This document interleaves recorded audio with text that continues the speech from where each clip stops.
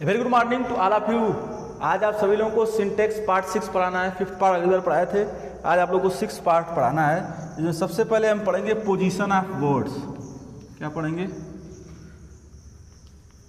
Position of words. Position of words के बारे में सबसे पहले हम समझेंगे पोजीशन ऑफ वर्ड्स क्या होते हैं, पोजीशन ऑफ वर्ड्स कैसे होते हैं, इसके बारे में आज आप लोगों को समझाने की कोशिश करूंगा। अब इसमें सबसे पहले लिखा क्या है, किसी सेंटेंस में वर्ड को उचित पोजीशन या ऑर्डर में रखने के लिए हमको कुछ रूल जानने चाहिए। मतलब किसी भी सेंटेंस को जब भी हम पोजीशन और ऑर्डर में जब तक नहीं रखेंगे तब तक जो है सेंटेंस जो है वो सही से नहीं बन पाता है। सबसे पहले रूल दिया है, यदि वर्ब बी का कंप्लीमेंट पर्सन प्रोनाउन है तो वो सदैव सब्जेक्टिव केस के लिए यूज होता है। जैसे मान लीजिए यहाँ पर अगर एग्जाम्पल इसका समझना रहे, लिखा है यहाँ पे इज, यहाँ लिखा है it is he who is awarded. अब यहाँ लिखा है कि it is he who is awarded. उपरोक्त सेंटेंस में ही को सब्जेक्टिव केस में यूज किया गया है। यहाँ पर जो ही का यूज हुआ है वो शॉर्ट फॉर्म में लिख दे रहे हैं, सब्जेक्टिव केस के जैसे यूज हुआ है। इट इज ही या वह है, हु इज अवॉर्डेड जिसको अवार्ड दिया गया है, जिसको अवार्ड मिला है। तो यह जो है बी के लिए कंप्लीमेंट पर्सनल प्रोनाउन है, तो वह सदैव, तो यहाँ पर ही क्या है, पर्सनल प्रोनाउन है। पर्सनल प्रोनाउन सब्जेक्टिव केस की तरह क्या किया गया, यूज किया गया। मतलब ही को अगर पर्सनल प्रोनाउन जैसे यूज किया गया है और इसको कैसे यूज किया गया है, पर्सनल प्रोनाउन। अगर इसको यहाँ पर कहीं दूसरी जगह रखेंगे तो क्या हो जाएगा, वो गलत हो जाएगा। ये इसका पोजीशन है। अगला देखिए दिया है सेकंड, यदि पर्सनल प्रोनाउन को किसी वर्ब या प्रीपोजिशन के ऑब्जेक्ट की तरह यूज किया गया है तो वो ऑब्जेक्टिव केस में यूज होता है। ऑब्जेक्टिव केस मतलब लास्ट में यूज होगा।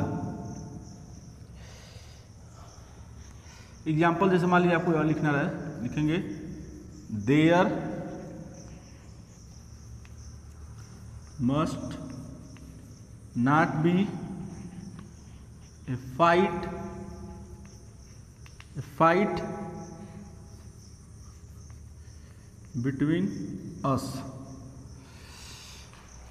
अब देखिए दिया है यहाँ पे, यदि पर्सनल प्रोनाउन के किसी वर्ब या प्रीपोजिशन के ऑब्जेक्ट की तरह यूज हुआ है तो वह जो है ऑब्जेक्टिव केस में यूज होता है। तो यहाँ पर यू अस क्या किया गया है, ऑब्जेक्टिव केस की तरह यूज किया गया है। और पर्सनल प्रोनाउन की तरह की किसी verb, there must not be a fight between us, हम सभी को आपस में जो है वो युद्ध नहीं करना चाहिए। हम सभी को आपस में युद्ध अवश्य नहीं करना चाहिए। तो यहाँ पर बिटवीन आपस में हो जाएगा और बीच में युद्ध नहीं करना चाहिए। अस जो है यहाँ पर कैसे यूज किया गया है, अस का यूज जो है वहां पर जो है ऑब्जेक्टिव केस की तरह जो है क्या किया गया। मतलब इस सेंटेंस में अस का जो यूज हुआ है कैसे हुआ है, ऑब्जेक्टिव केस की तरह यूज हुआ है।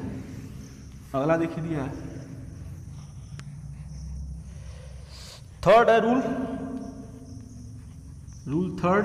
थर्ड क्या दिया है, जब देन तथा एज का यूज कंजक्शन की तरह होता है तो इनके बाद ऑब्जेक्ट नहीं आता है। मतलब देन और जब देन का यूज कंजक्शन की तरह से होगा तो उसके बाद जो है ऑब्जेक्ट नहीं आता, अर्थात सब्जेक्टिव केस का यूज किया जाता है तथा वर्ब हिडन होता है। जैसे यहां पर देखिए लिखा है एग्जाम्पल,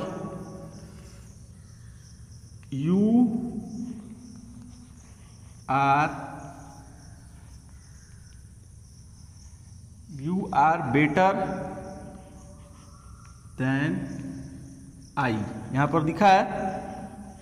अब यहां आई के साथ क्या लगता है, एम लगता है। आई के साथ क्या लगता है, एम लगता है। तो देन का तो यूज कंजक्शन की तरह हुआ है और ऑब्जेक्ट के स्थान पर जो सब्जेक्टिव केस यूज किया गया है, सब्जेक्टिव केस को ऑब्जेक्ट के स्थान पर यूज किया गया है, ये यूज हो गया। और ऑब्जेक्ट के ऑब्जेक्ट नहीं आता, इसमें ऑब्जेक्ट नहीं आता है। और आई के साथ आप जानते हैं किसका प्रयोग होता है, एम का प्रयोग होता है। तो ये वर्ब है और तो बताया कि वर्ब क्या होगा, हिडन होगा। तो मतलब इसका प्रयोग आप नहीं करेंगे, केवल आपको समझना है कि ये बताया गया मतलब you are better than I, तुम मुझसे अच्छे हो। अब ये जो है आई के साथ, इसके साथ यू के साथ तुलना भी हो रही है। जानते हैं जैसे कि जब बेटर लगता है तुलना भी होती है। वह बताने की कोशिश की कि आई एम को इसमें क्या करते हैं, हिडन लिखती है। मैं समझाने के लिए लिख रहा हूं, सेंटेंस में आप इसका प्रयोग नहीं करेंगे। जब इसका हिंदी बनाएंगे कि you are better than I, तुम मुझसे क्या हो, अच्छे हो, तो इसमें जो है एम क्या है, हिडन रहेगा। अब जिस चीज को जानते भी हैं कि आई के साथ एम का प्रयोग होता है, लेकिन इस ऐसे सेंटेंसों में आई के साथ यहाँ एम हम लगाते नहीं है।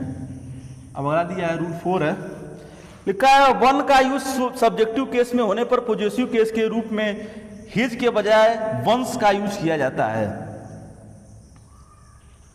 यहां लिखा है एग्जाम्पल, अगर आपको समझना है, लिखा है one should one should complete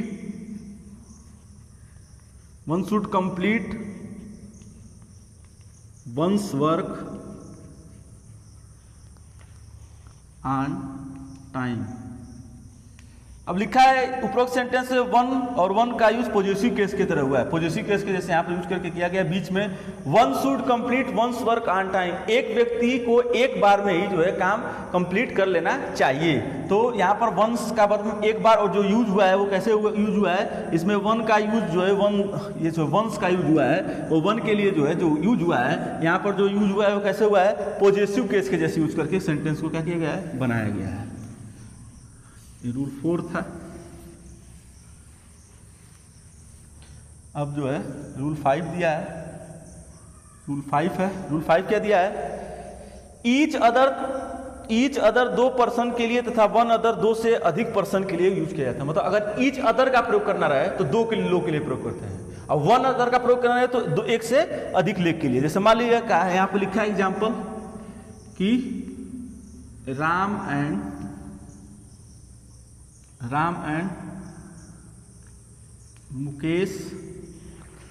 and Mukesh like each other. अब देखिए दिया है ईच अदर दो पर्सन के लिए यूज किया जाता है। तो राम एंड मुकेश ये क्या है, दो पर्सन है, दो पर्सन के लिए किसका प्रयोग किया, ईच अदर का। मतलब राम और मुकेश एक दूसरे को क्या करते हैं, पसंद करते हैं। अब अगर मान लीजिए वन एंड अदर का अगर प्रयोग करना रहे, मान लीजिए वन एंड अदर, जैसे ईच के लिए तो हो गया कि दो लोग के लिए राम के लिए यूज किया गया था, दो लोग के लिए, श्याम के लिए। और अगला देखिए दिया ये, जैसे मान लीजिए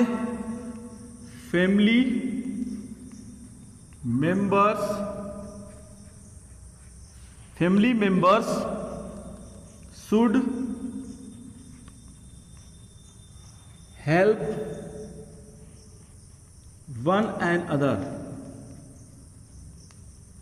अब वहां पर देखिए राम और श्याम थे तो ईच अदर लगाया था, लेकिन यहाँ पर फैमिली मेंबर है, मतलब फैमिली मेंबर मतलब एक से दो से अधिक लोग हैं, तो यहाँ पर वन अदर लगाया। लिखा है family member should help one and other. अब फैमिली लोगों को आपसी, फैमिली मेंबर्स को जो है, फैमिली के सदस्यों को जो है आपस में जो है एक दूसरे की क्या करनी चाहिए, मदद करनी चाहिए। तो ये जब ये फैमिली मेंबर्स हो गया तो यहाँ पर जो है वन एंड अदर लगाएंगे, और जब दो लोग की बात होगी तो क्या लगाएंगे, each and other. Each and other मतलब एक दूसरे, और वन एंड अदर मतलब भी एक दूसरे होता है, लेकिन जब उनकी संख्या बहुत वचन हो जाती है तो यहाँ पर जो है वन एंड अदर का प्रयोग करके क्या करते हैं, सेंटेंस का निर्माण करते हैं। ये रूल 5 था। अब अगला देखिए दिया रूल 6 क्या दिया है, रूल 6 है। रूल 6 आपको समझना है। लिखा है दो नाउन के कंपैरिजन के साथ कंपैरेटिव डिग्री ऑफ एडजेक्टिव का यूज किया जाता है तथा देन का यूज किया जाता है। अब जैसे जानते हैं दो लोग की जब बात करती है, दो लोग का जब बात होता है, नाउन होता है, तो उसके साथ हम देन कंपैरेटिव डिग्री का प्रयोग करते हैं। जैसे मान लीजिए एक सेंटेंस यहाँ लिखा है, एग्जाम्पल के तौर पर अगर आपको समझना रहे तो लिखा है कृष्णा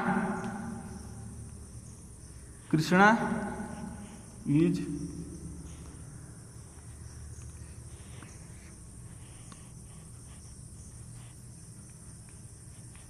क्लीवर देन मोहन।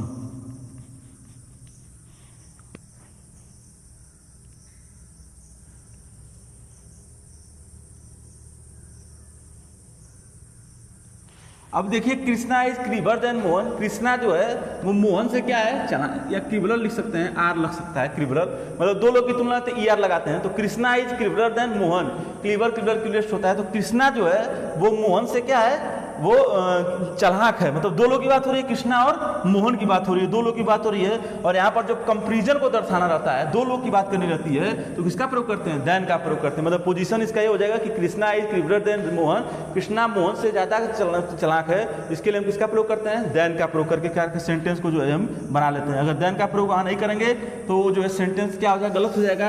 और एक चीज से और स्पष्ट हो जाएगी कि इसमें दो लोग की तुलना हो रही थी, लेकिन उसके बाद भी हमने जो है देन का प्रयोग वहां नहीं किया। तो दो लोग की जब भी तुलना किसी सेंटेंस में होती है, जिस चीज को आपको ध्यान देना रहता है कि दो लोग की जब भी तुलना होगी तो आपको जो हमेशा जो है वो देन का प्रयोग करना है सेंटेंस को पूर्ण करने के लिए।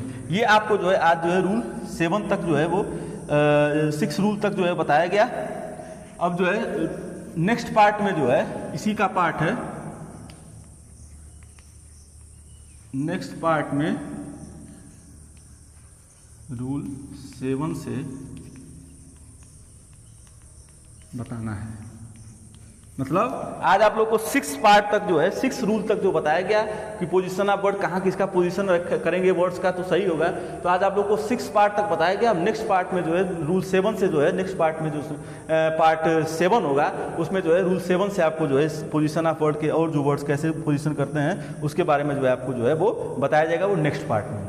आज आप लोग का जो है 6 पार्ट खत्म। संडे स्पेशल क्लासेस के लिए मेरे यूट्यूब चैनल को लाइक करें, फॉलो करें, सब्सक्राइब करें तथा अधिक से लोगों को मेरे चैनल के बारे में जानकारी देकर जागरूक करें। Thanks to all of you.